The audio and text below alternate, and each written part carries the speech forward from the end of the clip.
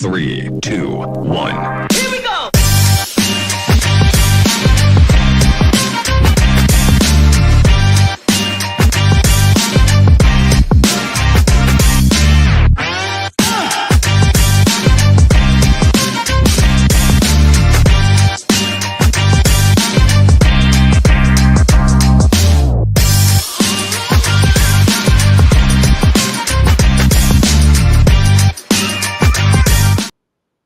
All right. Good morning, everyone, and welcome to today's Exploring by the Sea of Your Pants event. My name is Joe Grabowski, and I'll be your host for today.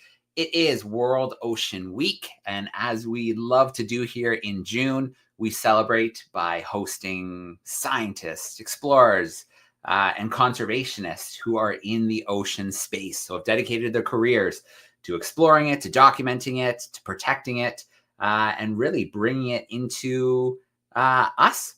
You know, bringing those discoveries and those new species and these really exciting, cool, hard to access places to us in classrooms and at home through various media sources. So if you head to exploringbythesea.com, you can find all the events we still have coming up for the rest of the week. And then it spills over into next week. We have even more ocean events coming your way. June is always a busy month as we prepare to wrap up the school year. So I hope to see your classes joining us in some future events. So today, what are we getting up to today? Well, today's a busy day. I think we have 5 or 6 live events going on today. But right now, we're going to spend a little time exploring the magic of flooded caves. So we're going to spend a little bit of time with Rannva Jørmundsson and Maria Bollerup, who are 2 highly experienced technical cave divers. Through their organization, Nixie Expeditions, they specialize in extreme exploration for environmental conservation, leading multidisciplinary teams of divers, cavers, scientists, and storytellers focused on water around the world. And you saw that little clip with the sharks, the countdown that we had at the beginning. Maria was there when that clip was filmed, which is pretty cool. She was one of our Darwin 200 researchers. And in fact, Rannva was as well, but on a different part of the journey. So let's get them both in here with us right now. Hey, team, how are we doing today? Good. Hi, everyone. Very Nice to cool. see you, Joe. Maria, did that bring back some memories for you?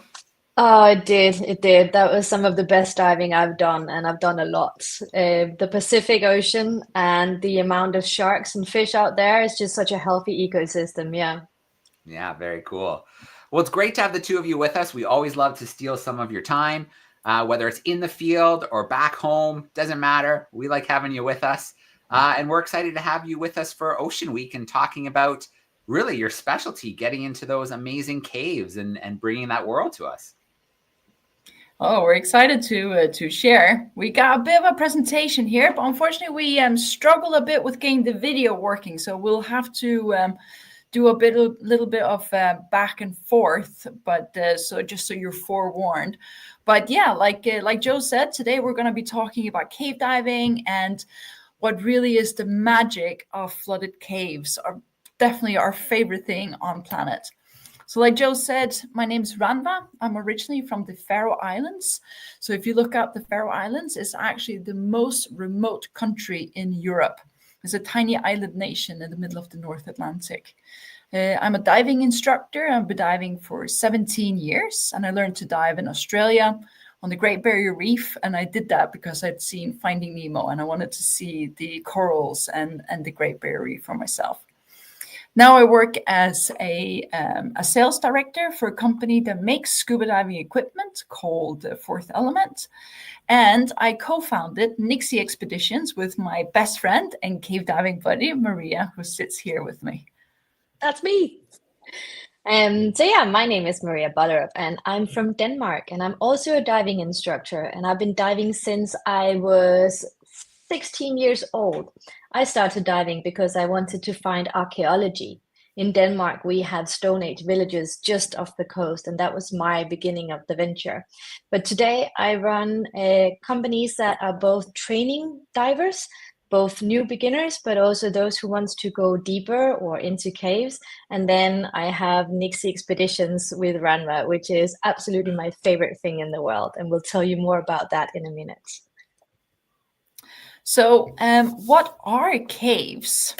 So we have quite a few different caves. So there are primary caves, which were formed at the same time, like surrounding rocks. So like when lava tubes are formed, these are formed at the same time. And then you have secondary caves, which are dissolution of rock. And then you have karst caves, and I've underscored those because these are the ones in the karst areas that we're the most excited about.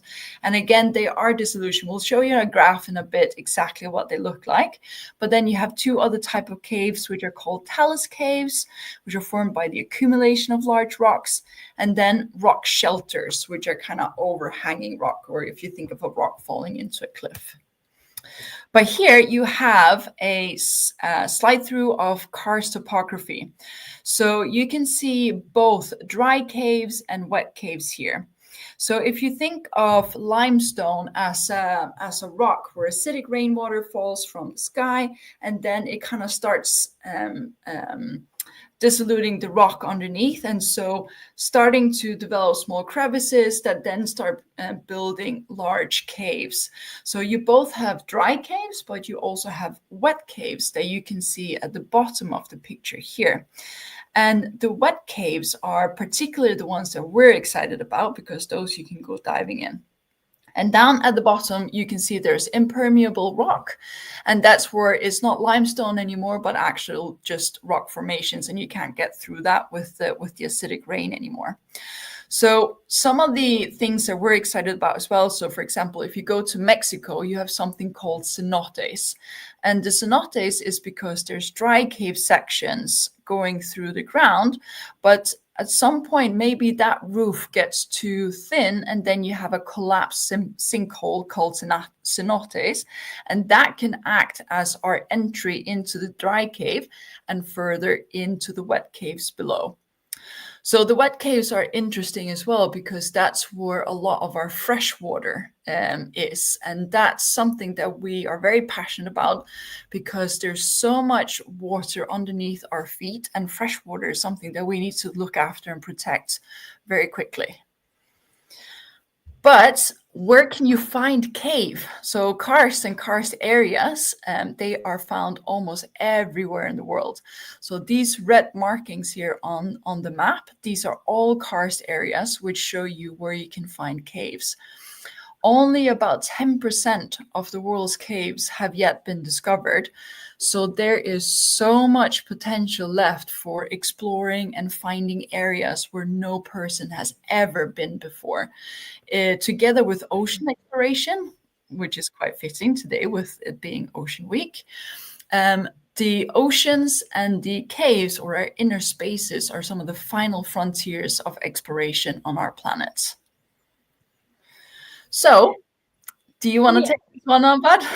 Yes, I would love to. So Rannva and I have been cave diving together for several years, and diving into a cave as a tourist, because you can be a tourist in a cave where you follow a guideline that has been placed through the tunnels of the cave. This is amazing. And of course, it takes a lot of training, but once you start doing it, you realize the system underneath our feet in these caves are huge, but they're also very interesting because we have some access to places where nobody has been before. This means that we can actually do a lot of science in here as well. So we have, after these couple of years of cave diving, we started going into expedition diving, where the purpose is to explore new caves where there's never been anybody before, well, maybe once 10,000s of years before, when the land was dry and the caves was further up and the water was underneath them. People would have been venturing down there, and animals as well, to get to the fresh water in the bottom. But now we're swimming through these tunnels that has been flooded, and they're left with a lot of archaeology, a lot of geology, a lot of biology, and you can read a lot of different information of our planet inside these caves. So we found a cave in Indonesia. Indonesia is very unexplored when it comes to cave diving, where Mexico is actually quite explored. And we've been exploring in Mexico as well, but then we decided, let's set up an expedition in the caves in Indonesia. Indonesia has a lot of caves and a lot of fresh water inside these caves. And this island that we were going to needed our help with this expedition to figure out where was the fresh water running, how big is the cave, where does it go underneath this island, and then we needed to prove the uniqueness of this cave so they could use it to conserve the island. Their goal was to make a geopark out of it. So imagine an island in the middle of nowhere. And I think if we go on to the next slide. Yeah, I think it's just worth mentioning that the project as well that we set up was also supported by Rolex, and they have a really cool program called Perpetual Planet Initiative, and we could never have done that without them. But they are really working with projects like ours to help further understand our planet better and protect it. And we also, during the expedition, we were live casting through Exploring by the Seat of Your Pants. So if you go back in the repertoire of amazing projects that Exploring by the Seat of Your Pants have on the website, you can join us in Indonesia where we were live casting. But this is where we were. We were in the middle of Indonesia on a tiny little island. On a tiny little island called Pulau Muna. And we brought a big team out there that was going to help us explore both the dry caves and the wet caves. So we had nationalities from all over the world, and some were experts in cave diving and some were experts in dry caves. And then we were going to see if we could meet each other somewhere in between inside the planets. We also brought a lot of scientists with us who was going to take the data that we were collecting during the project. We'll get back to that later. And then they would be working with that on site, which was amazing. I think what's really cool about this picture as well is that we have an Explorers Club flag, and that's Explorers Club flag number 64, and that's nearly 100 years old, and we got that on our expedition as well. You'll be seeing that in a few more pictures.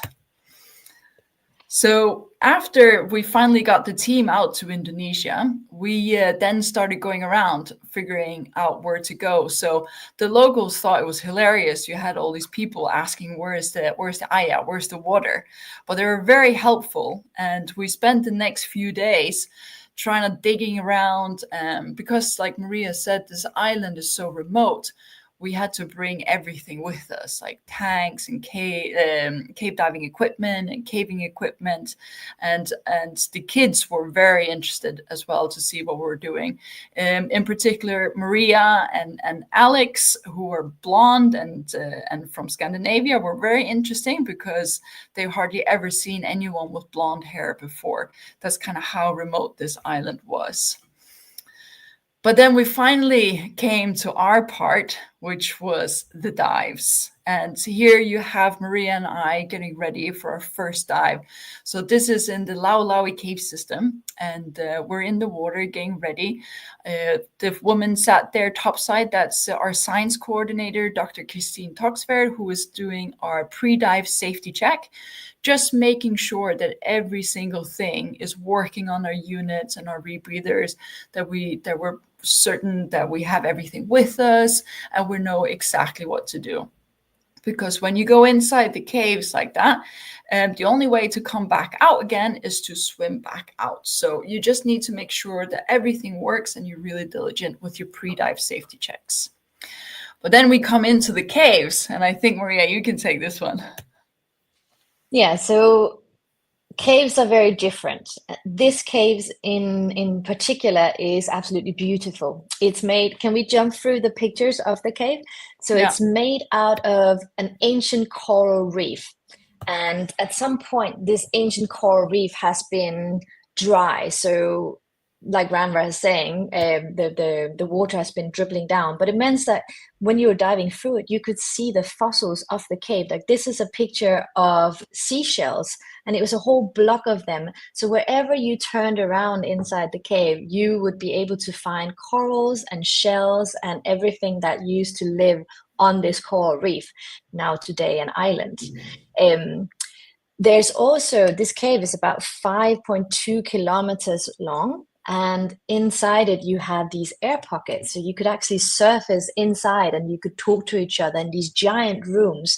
And you also had beautiful stalactites and stalagmites. Now, this is me looking at a giant clam. These we still see in the ocean, on the coral reef, living today. And this one, we don't know how old it is. That was one of the tasks of the scientists, was to figure out how old is this cave. And we had to bring out samples to them. We'll show you a little bit later us hacking away, finding these data points for them. This is a video that I think we can play where you can see what it looks like when you dive into a place where we don't know where the tunnel is going. So I can get that open here, just a moment. Yeah.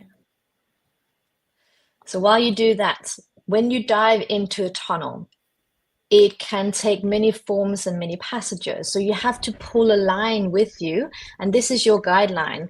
And in front of the camera here, I'm filming a team member, Natalie, and she's got a line in her hand. You can see it underneath her, and she's trying to find her way through the cave to see if this is a tunnel that runs further into the ground. And sometimes you can go through a passage like this one. It's called the restriction, and you will find that the cave just opens up and continue in a big tunnel.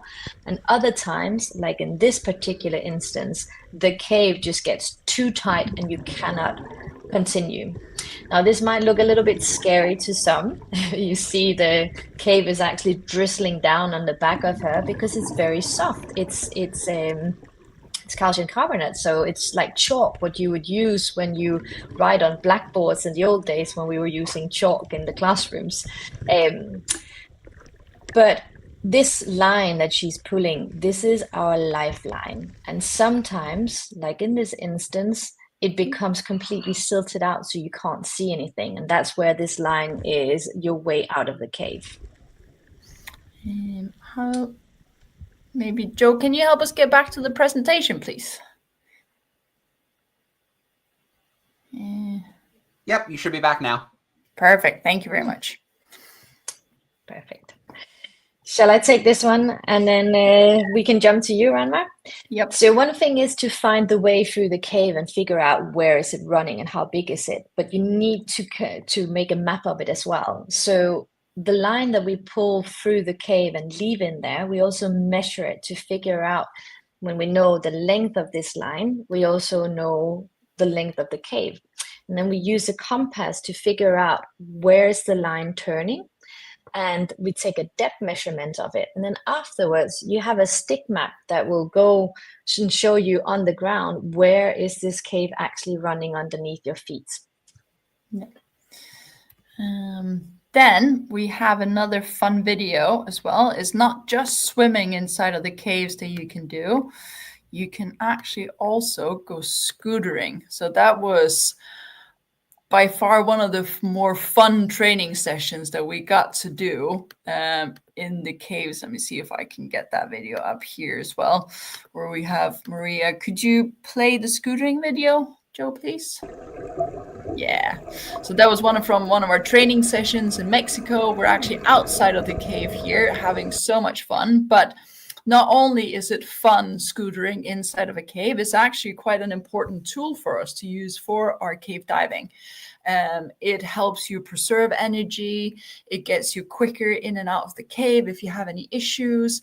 But especially for Maria and I, it was very useful because we could use the scooter as like a pony to carry our samples in and out of the caves.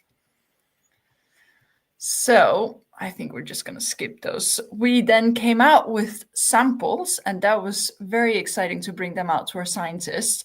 We have eDNA studies and bacteriophages, and because this cave system has been isolated for so long, the scientists were very excited to see what is in there. And eDNA is environmental DNA. So, for example, if you think of taking samples of a fish, you would have to take a biological sample of it. But here you can just take a sample of water, and then they can do DNA sequencing and see what's there. We did on-site sequencing in our jungle lab. and we did speleothem. So here, Dr. Eco, which was our lead scientist, he could use these samples to try and determine the age of the cave. What was really fun. Can I just add, when it comes to the bacteriophages, that taking out these bacteria samples of the cave is interesting for medicinal purposes. This is the way that scientists can figure out new bacteria that can be used in the production of, sorry, what's the English word? The Danish is struggling for when you have a disease. Vaccines and antibiotics. Yeah. So new discoveries are made in these caves all the time. Yeah. So we also brought out some pretty epic pictures by a team, and they brought some equipment that even Maria and I have very rarely see. And this box here to the left is just a box of very powerful lights. I'm going to jump past that one, but if we can play that Alec Dawson Baltic video, Baltic Tech, that is showing some of the results of the filming. Art is essential to capturing the importance of exploration. Images from the edge show why we must go to the furthest reaches of the Earth in order to protect it.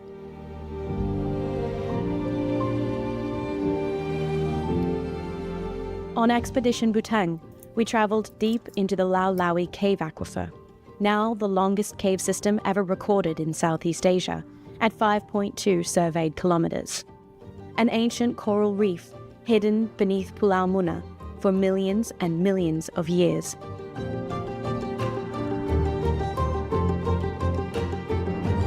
Essential to protecting this ancient underland is sharing its unique beauty with the world.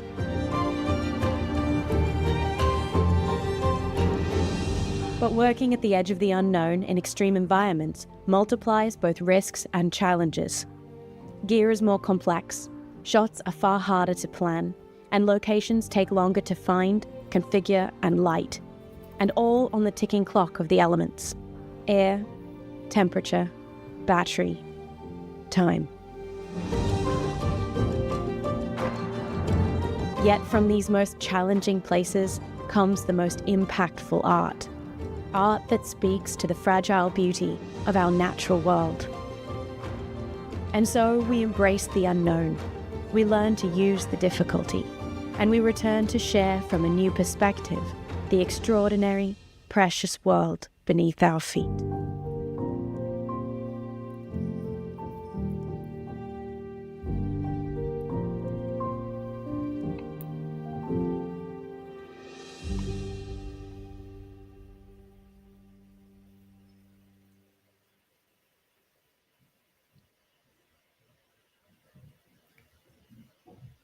Thanks. If we can go back to the slide, please.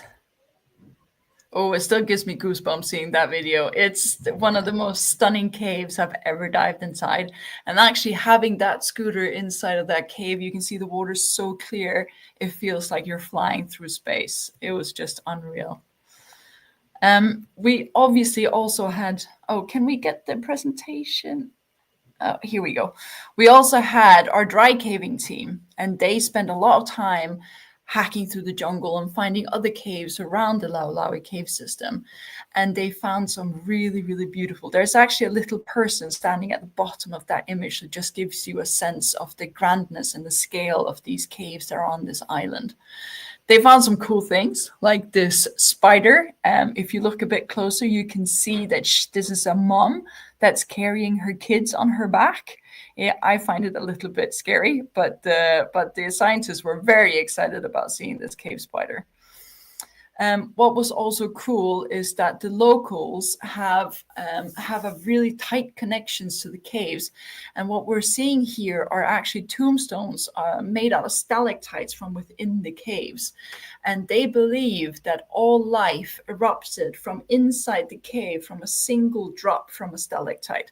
So it was very interesting to see all of that folklore that's around it. And that's one of the studies that we did too. So the results of our expedition, which was in October last year, that it was the first of its kind ever in Indonesia, where you combine cave diving, cave exploration, dry caving, but also science and media. And for us being the cave divers, we acted as the hands and the eyes for the scientists because they couldn't really enter the wet caves. It's also currently the second longest underwater cave in Southeast Asia. But as I said earlier, there's so much left to explore. So there's only a question of time before someone finds something that's longer. It's 5.2 kilometers long, but the dry caving team actually found 22 new caves around the area, and they fully mapped 5 of them. Now all the scientists have gone away and taken all the samples back to their labs and doing their analysis and the reports, and we should have them finalized in January 2026 along with the cultural heritage study. And this is all going to be used and handed over to the local government so they can use this as an application for a geopark with the long-term goal of a UNESCO geopark accreditation. So it's just a picture here, just kind of giving you the scale of just how long and intricate the cave system is. You can see the village down at the bottom of the image, and this is just what we explored for 3 weeks. The dry caving team, they, as mentioned, did some mapping here as well of some of the caves. So just a couple of examples. And then finally, we would just like to say we're not scientists. We just love cave diving, and we love giving our diving a purpose. And we hope that you guys also find diving exciting. Obviously, nobody starts out as a cave diver. It's a long journey, but you can start by diving, and who knows where you will end. Thank you very much. Thank you, guys. All right, perfect. I can't get enough of seeing those images, those video clips from underwater. It's such a beautiful world. It's a place that very few people get to see. So it's really important that you are going down there, you're documenting, taking samples, and bringing some of that up to us. It's really cool. And Rannva, I didn't know your first dive was on the Great Barrier Reef. That was my first dive back in 2007. Oh, no way. And hooked me up diving. I was in 2008, so I was just a year after you. Oh, okay, cool. Very cool. Well, we're going to get to some questions from our classrooms in just a minute, but I thought it would be fun if we did a little Kahoot quiz. So I am going to pop that up onto the screen. I made a little Kahoot quiz while you were presenting, and we'll see how well our classrooms do with their new cave knowledge. So that should be loading. I'm going to hit start here. If you want to join us for the Kahoot quiz, there's a few ways you can do it. You can go to Kahoot and use this PIN number 557-9143. Will bring you into the Kahoot 557-9143. If you have one-to-one tech at your seat, maybe you have a Chromebook, maybe you have tablets, you can join that way. If not, no big deal. Your teacher could pop it up at the front of the classroom. You could shout out your answers to him or her and see how you do. If you're joining from home, you can scan that QR code and it will bring you in. If you're using a tablet or another device like your phone, that will bring you in. If you cannot join with tech, sometimes you just can't join in your classroom, you can still play along and you can see how you do. So like I said, there's many ways that you can join us for this Kahoot quiz today. There are some multiple choice. There's some true or false. The quicker you put in the right answer, the more points you're going to get. And then, yeah, we'll see how our podium shakes out in the end. So I'll give it another few moments here to see if we get a few more groups coming in here to join us. And then we will go live with our Kahoot. If you have any questions for us today, you can send in those with the chat. I'll also join some classrooms who are backstage. They can ask their questions with their microphones, and then we will go from there. So actually, let's do, before we go live, we've got some second graders hanging out with us. I want to bring them in and see if they want to ask a question or two before we go live. So your microphone should be on right now. How are we doing today? Hi, we're good. There they are. Perfect. We have a question. Yeah, go for it. Okay, Jasmine, really loud. Have you ever seen any sharks in the caves? No, we haven't. They don't live in caves. the things that we do see in caves of live things are maybe like small arthropods, copepods as well, but there can be small blind or white fish because it's completely dark in there and there's no light coming in. So they lose their sight and they lose their color. But what I have seen, which was quite cool, was in a cave in Florida, you could see the fossilized vertebrae of a whale.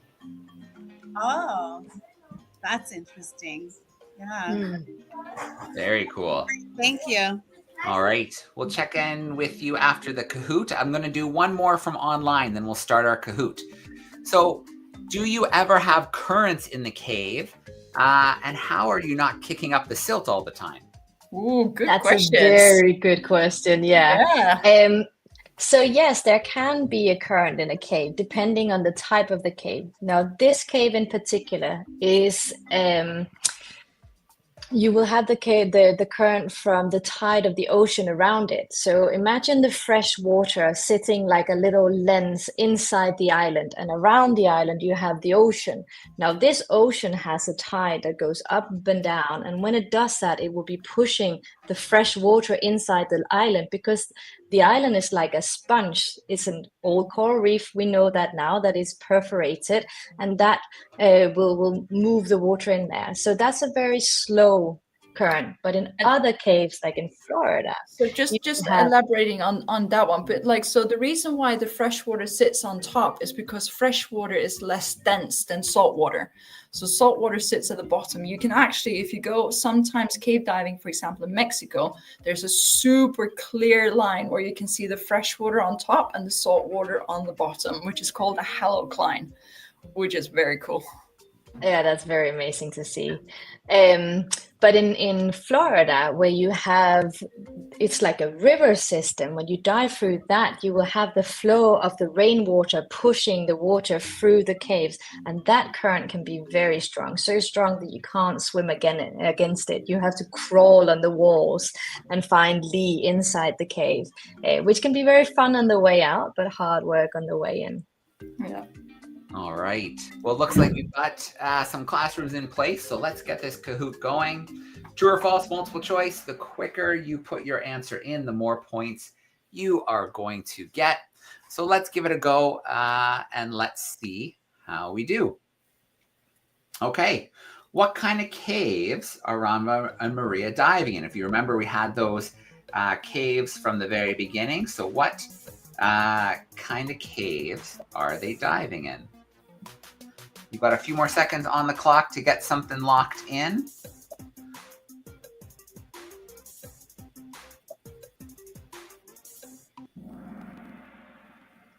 Nice. Right. Very Good job, good. team. That's a good start. Let's go to our next question coming your way. Oh, I forgot. We got to talk about the carrying lemur. The carrying lemur is in that top spot. Let's go to our next question. True or false? We can find a lot of fresh water in cave systems. Is that true or is that false? We can find a lot of fresh water in cave systems. Got a few more seconds to lock something in there for us. All right, that is true. Awesome stuff. Very cool. And I believe people will get to, there'll be drinking water sources for people too. So it's important that we're protecting those cave systems. Very much. All right, leaderboard check. Diplomat lizard sneaking into the top spot. Let's go to our next question. Another multiple choice. How much of the world's caves have been discovered? Is it 10%? Is it 25%? Is it 45%? Or is it 60% of the caves on our planet having been discovered so far? 10%, 25%, 45%, or 60%? Oh, a little bit of a spread, but 10% is absolutely right. And we always talk about, the ocean being a frontier for future careers. I think there could be quite a few in cave exploration as well. All right. Final question coming your way in our Kahoot, and then we'll go to full-on Q&A mode. Diplomat Lizard holding on. And our last question is another true and false. Nothing lives inside of underwater caves. So true or false, nothing lives in underwater caves. You've got a few more seconds to lock something in. And let's see how we do. All right, more groups went with false, and that's absolutely true. We talked about the bacteria. You can find little fish and shrimp and other things that call those underwater caves home. Okay, let's look at the leaderboard. In third place, we've got the Arctic jaguar. In second place, the smart shark. Holding down that top spot. Drum roll. That lizard. All right. Very cool. I'm going to come back from that screen share like that. And we'll go back into full-on Q&A mode. Don't be shy to put some questions in the chat. And you can come and get them in that way. So actually, I want to go back. Actually, our second graders are saying they want back in. So I'm going to bring them back in, and then we'll go back to some. Okay, we're ready for you. Okay, hi. 1 second, please. Yeah, Isabella, her name is. Okay. All right, Isabella. Have you found old rocks or diamonds in the water? Okay, old rocks or diamonds in the water. You want to take it, Rannva? No, you can take it, bud. All right. We haven't found any diamonds, but we find a lot of old rocks, and some of them has crystallized. Actually, sometimes even the fossils of the coral reef has crystallized. So when you look at them, you can see how these beautiful formations of crystals are living inside, or not living because crystals are not alive, but growing inside of the fossils. So yeah, beautiful. And depending on the type of the cave, these crystals can vary a lot. Sometimes they're formed by the dripstones, so the stalagmites and the stalactites. And sometimes they're yellow and super dark, and other times they're crystal clear or white. And they have all sorts of strange formations. And it can be a huge chandelier, or it can be what we call soda straw, which is like a soda straw, completely glass see-through. And then it has these weird little tentacles coming out. And they happen when the dripping is happening down to a body of water. And then the crystal will start growing sideways, which is incredible to see. You can actually even, and these are called helictites, they will start growing back up and going like twisty like this. So the scientists told us that they grow like that because of the humidity. There's like 100% humidity inside the caves. So they look like they're completely defying gravity. It's incredible to see. But like some of these crystals, like Maria says, when you're diving with your torch and shining around the cave, it all sparkles. It glitters. So beautiful. Yeah. So pretty. Thank Very you. cool. All right. Thanks, second graders. There's other classes. If they have another one, they can go ahead before I leave you guys. Yeah. Okay, Leah. Okay, Leah. Have you found any types of gems? And if you have, what types of gems have you found? Okay, so they're very interested in gems, if you found any gems. But I want to add to that question if there's any archaeological bits that you found in there as well. Ooh, we do. Go on, Rannva. Yeah, and not in Indonesia, because in Indonesia there had never been any humans in these caves before. But when we were diving in Mexico and did cave exploration there, we actually found the remains of fireplaces inside the caves. So like Maria said, like the ocean levels have been rising and falling for many years. So in Mexico, for like 10, 12,000 years ago, the ocean levels were lower and all of the fresh water was inside the caves. So humans and animals would go inside the caves to find fresh water. And also ochre and mining for ochre for ceremonial purposes, but also as a mosquito repellent. But for them to find their way inside of these caves, they will lit bonfires, and sometimes they will break off these stalactites from the ceiling, and they will put them on the floor to kind of show the direction, which the right way inside and out of the cave. And Maria and I found one of those that had been broken together and put like a cairn, so directly pointing us further into the cave and into even more passage that we hadn't actually found before. Very cool. But no gems. No gems, just Maria. No gems. Thank you. All right. I'm going to check in with you in just a moment. I'm going to do a couple YouTube ones, and then if you have some more, I'll check in. Because we definitely want to get those questions. But that's pretty cool, like a hand reaching out from the past and pointing you in a direction. That's pretty awesome. Okay, silt. Silt is obviously a challenge. So what would you do? Obviously, you're avoiding it. But if there was a silt out, what's the game plan? These are very good questions. Like, sounds like someone has already taken a cave diving course. Huh? Well done, well done. Well, you see the line that we are laying inside the cave. This is our guideline in a situation where we have what we call a silt out. And that can happen instantly because, yes, we have to move very carefully and we always know exactly what we're doing with our body, and you have to be very calm. But sometimes, like you saw in the video, you will go through a passage that will silt up. You can't help it, especially in these new passages, because the silt will be sitting on the ceiling. So when you blow bubbles, it will drizzle down. And then suddenly you're diving inside of a glass of milk. You can't see anything but white water. And the rule is you have to be always so close to the guideline that by stretching out a hand, it will be somewhere underneath you like that. And in that situation, you hold on to the guideline with your thumb pointing out towards the exit. And you have to remember, of course, are you moving into the cave or are you moving out of the cave in the silt out? And then you follow that line. And that's a procedure that we train a lot. We also put these arrows on the line, which is pointing towards the exit. So we come to an arrow, we know if we're heading in the right direction. All right. Another question here about how long would a typical dive last? So for the Indonesia trip, we did very long dives. We were using something called a rebreather. So a rebreather actually recirculates your exhausted breath. So it was a very, very clever machine that doesn't give any bubbles at all, but recirculates our breath. And so there's a scrubber inside that, because when we breathe out, one of the waste products from our body is carbon dioxide. And the scrubber then takes that out, and you have then an oxygen sensor that measures how much oxygen is left. And if there's lower than a certain value, then you have an oxygen tank squirting on a bit more.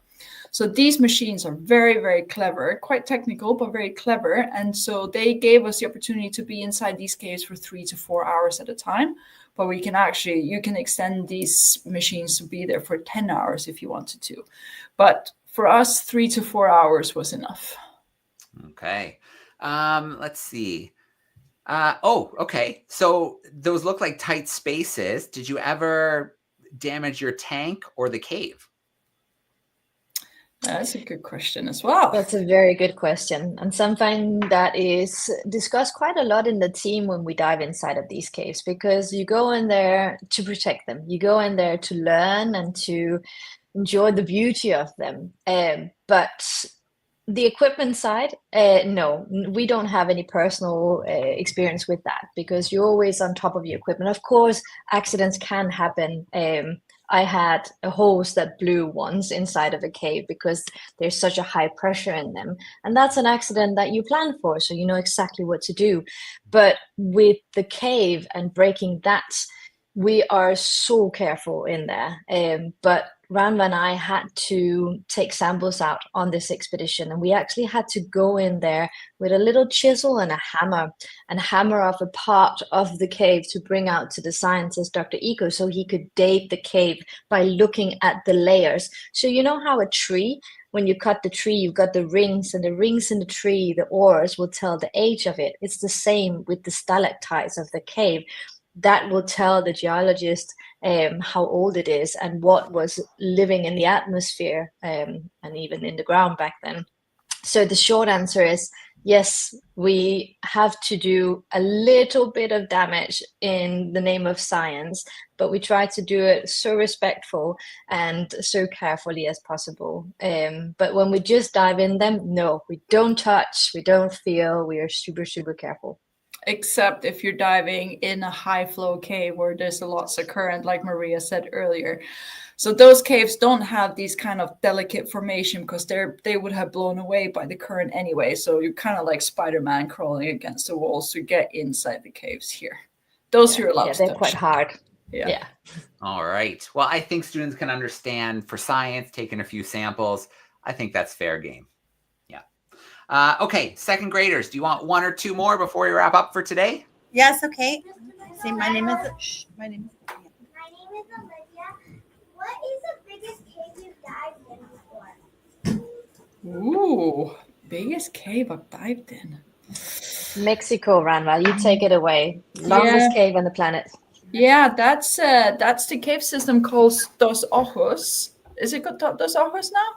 Yeah, so when we learned to do cave exploration, we were taught by this German cave explorer that is living in Mexico for over 20 years. His name is Robbie Schmittner, and he is the one that's connected two cave systems in Mexico called Dos Ojos and Zacatun, and now is the world's longest underwater cave system, and that is in Mexico, just south of Cancun, and we've been diving there. So you can dive. Remember how many kilometers? Is it like 200 something kilometers? Yeah, it's very long. It's very long. I don't remember the precise number, but enough that you can dive for a lifetime and you will never see the whole thing. Wow. Well, we just have one more and then that's it. Great. My name is Santiago. My name is Santiago. Now he says, have you guys ever seen a blue lobster? Or you maybe have seen one in the caves? A blue lobster in the caves. Have you seen a blue lobster? Not a blue lobster, but we do see quite a lot of these tiny little crustaceans. And like Rannva was explaining before, they're completely white and they have no eyes.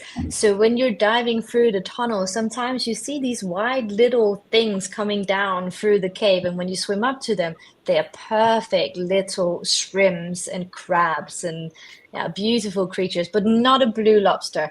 There's no color on the life living in there because there's no light, so they don't develop it. They're just white. Great. Thank you so much, everybody. It's wonderful. All right. Thanks, second graders. Okay. I think we have time for one more because we have another event coming up in about 11 minutes. We're going to connect with my friend Jessica Sandoval, and we're going to talk about ocean expeditions with ROVs. She was just in Antarctica. But before we do that, this is a question from me because I'm dying to know, and I'm sure our students are too, what's next for Nixie Expeditions? Where's the next spot? A very good question. We have a few things. Maybe Maria, actually, it could be best for you explain because you've been having the conversation with Jørmundsson. Yeah, so we realized that these freshwater aquifers underneath the islands in Indonesia are super important for the conservation of the nature in general, because that freshwater system is not just a cave, it's also everything that lives on top, so the jungle and all the creatures living inside the jungle. So we have an invitation to go back to Indonesia, actually to West Irian Jaya, which is just next to Papua New Guinea. And they want to build a geopark in this area because they realize that they need to protect the nature before we start making cities there. And it's our task to go and dive a 5-finger mountain. So imagine a mountain that has 5 fingers coming out like that. And apparently on each of the fingers, there is species that are endemic. So those living on this mountain doesn't live on this mountain. They're completely separated. But underneath them all, you've got the cave, you got the water system. So we're going to be going there and dive through all of these caves to see if we can connect them, and in that sense make the whole geopark one big system and not 5 individual mountains. Wow, that sounds like a really cool expedition. I imagine topside there'll be some amazing wildlife and biodiversity to see, and then getting into those systems will be pretty cool. Yeah, we can't wait. Yeah. All right. Well, I'm going to start off with a shout out to our classrooms. Thank you so much for being with us today. To those who are going to tune in later today and during the week, thanks for hanging out with us. And then Maria and Rannva, it is so great to always steal a little bit of your time. And as that new expedition comes together, we're going to have to think of how we can connect and take classrooms along with you. 100%. Sounds good. Always a pleasure. Thank you, All right. everybody, so much for your great questions. And thank you for tuning in. Nice to see you all. All right. Thank you so much. We're going to sign off for today. Thanks, everyone.